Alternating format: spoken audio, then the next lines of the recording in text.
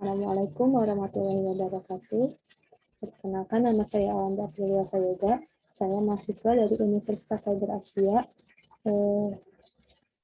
Pada kesempatan kali ini, saya akan memaparkan materi untuk memenuhi tugas ujian akhir semester saya pada mata kuliah pengantar akuntansi, yaitu tentang investasi jangka panjang lanjutan. Langsung saja ke materinya. Pengertian investasi jangka panjang. Investasi jangka panjang adalah investasi yang dilakukan dalam jangka waktu lebih dari 1 tahun dan tidak dimaksudkan untuk memutarkan kelebihan uang kas. Tujuannya adalah untuk melindungi, mempermudah, mempertahankan bisnis atau hubungan perdagangan. Investasi semacam ini akan tetap dipertahankan selama hubungan usaha masih saling menguntungkan. Investasi jangka panjang juga dilakukan dengan maksud untuk mengontrol kegiatan perusahaan lain. Istilah kontrol atau pengendalian ini mengacu pada kemampuan untuk mengatur kebijakan finansial dan operasional dari suatu perusahaan untuk mendapatkan manfaat dari kegiatan perusahaan tersebut. Investasi di dalam akuntansi meliputi semua penanaman dana perusahaan atau penyertaan perusahaan pada perusahaan lain yang tidak ada hubungan langsung dengan operasi utama perusahaan. Investasi jangka panjang dapat dilakukan perusahaan dalam bentuk obligasi atau saham. Apabila diperbandingkan, kedua bentuk investasi tersebut mempunyai kelebihan dan kekurangan. Investasi jangka panjang dalam obligasi memberikan jaminan yang pasti atas penerimaan bunga selama kurun waktu tertentu. Bila tingkat bunga di pasaran menurun, tingkat bunga obligasi tidak berubah karena tingkat bunganya sudah ditetapkan dalam perjanjian awal. Tujuan investasi jangka panjang yaitu 1. Untuk memperoleh pendapatan yang tetap dalam setiap periode, antara lain seperti bunga, royalti, dividen, atau uang sewa, dan lain-lainnya. Yang kedua, untuk membentuk suatu dana khusus, misalnya dana untuk kepentingan ekspansi dan kepentingan sosial. Yang ketiga, untuk mengontrol atau mengendalikan perusahaan lain melalui pemilikan sebagian ekuitas perusahaan tersebut. Yang keempat, untuk menjamin tersedianya bahan baku dan mendapatkan pasar untuk produk yang dihasilkan. Yang kelima, untuk mengurangi persaingan di antara perusahaan-perusahaan yang sejenis. Yang keenam, untuk menjaga hubungan antar perusahaan. Untuk pencatatan investasi jangka panjang dalam saham, dalam akuntansi dikenal ada 2 metode pencatatan investasi, yaitu metode biaya atau cost method dan metode ekuitas atau equity method. Yang pertama yaitu metode biaya atau cost method. Berdasarkan metode ini, investasi dalam saham bisa dicatat pada biayanya dan dividen dari laba berikutnya dilaporkan sebagai pendapatan dividen. Ada suatu pengecualian dividen yang diterima melebihi bagian laba investor setelah saham diperoleh dianggap sebagai pengembalian modal atau likuidasi dividen dan dicatat sebagai pengurangan terhadap akun investasi. Metode biaya itu yaitu metode pencatatan dan pelaporan investasi jangka panjang di mana investasi dicatat pada harga perolehannya atau harga pokoknya tanpa adanya penyesuaian untuk bagian dicatat laba atau rugi yang diperoleh perusahaan anak. Pendapatan dari investasi ini dapat diakui pada saat dividen telah dikeluarkan. Yang kedua yaitu metode ekuitas atau metode equity. Adalah metode pencatatan dan pelaporan investasi jangka panjang di mana investasi mula-mula dicatat pada harga pokoknya, kemudian secara berkala saldo ini disesuaikan dengan kenaikan atau penurunan kekayaan perusahaan anak yang menjadi bagiannya. Dalam metode bagian kekayaan laba yang dihasilkan oleh perusahaan anak dicatat sebagai penambah atau pengurangan terhadap saldo akun investasi. Dividen yang diterima dicatat sebagai pengurangan akun ini. Akuntansi metode ekuitas pada dasarnya adalah akuntansi aktual. Untuk akuntansi ekuitas yang memungkinkan perusahaan investor menggunakan pengaruh yang signifikan terhadap perusahaan investasi. Prosedur akuntansi berdasarkan metode biaya dan ekuitas. Pada dasar akuntansi untuk metode biaya dan ekuitas dapat diilustrasikan dengan mengasumsikan bahwa PT Fadli memperoleh 2.000 lembar saham dari 10.000 lembar saham beredar PT Suti dengan nilai nominal Rp50.000 per saham dengan tanggal 1 Juli, sama dengan nilai buku dan nilai wajar aktiva bersih PT Suti. laba bersih PT Suti untuk PT Suti seluruh tahun adalah 50 juta rupiah dan dividen sebesar 20 juta rupiah dibayar pada tanggal 1 November. Jika ada bukti ketidakmampuan menggunakan pengaruh yang signifikan, PT Pardi seharusnya menggunakan metode biaya. Jika sebaliknya, maka metode ekuitaslah yang digunakan. Akuntansi oleh PT Pardi berdasarkan kedua metode, yaitu sebagai berikut. Ini ayat jurnal tanggal 1 Juli untuk mencatat investasi.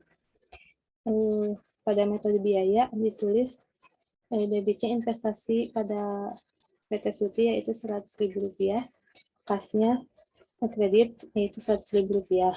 Pada metode ekuitas ditulis debitnya investasi pada PT Suti sebesar Rp100.000 dan kreditnya kas sebesar Rp100.000.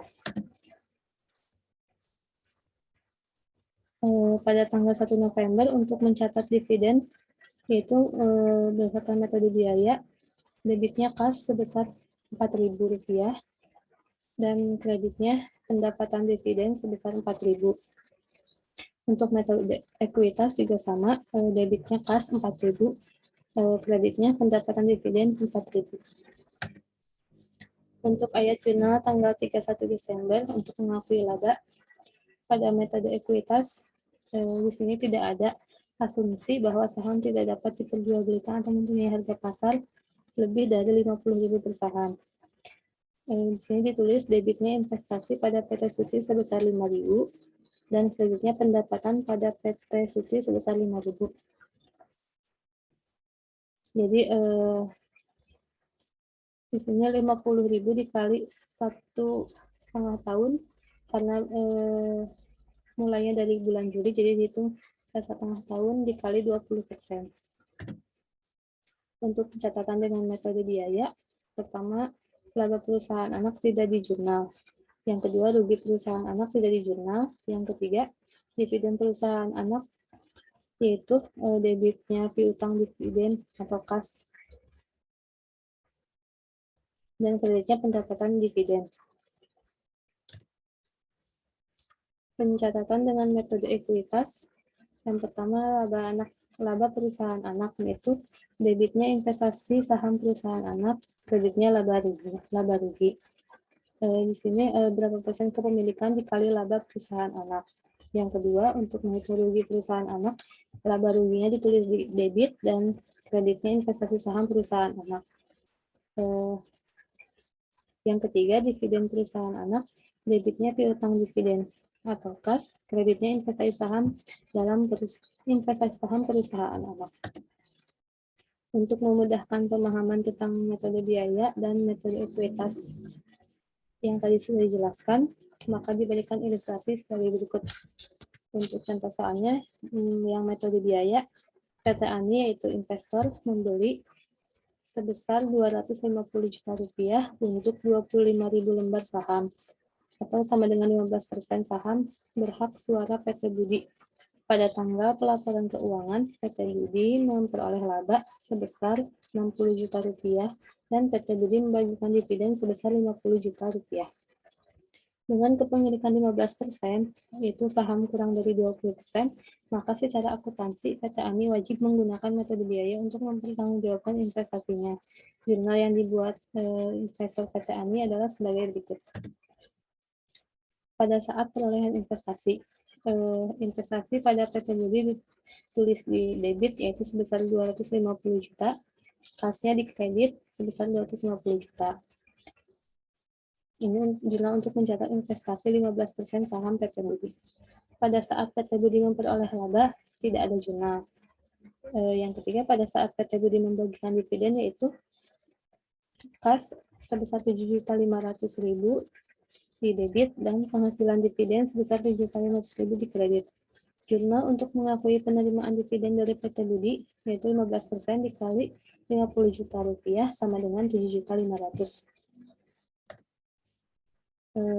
PT ANI harus mengakui penghasilan dividen dari PT Budi sebesar Rp7.500.000 dalam laporan laba rugi. Untuk investasi dilaporkan dalam neraca dan disajikan sebagai aktiva lancar atau aktiva tidak lancar tergantung dari jenis investasinya.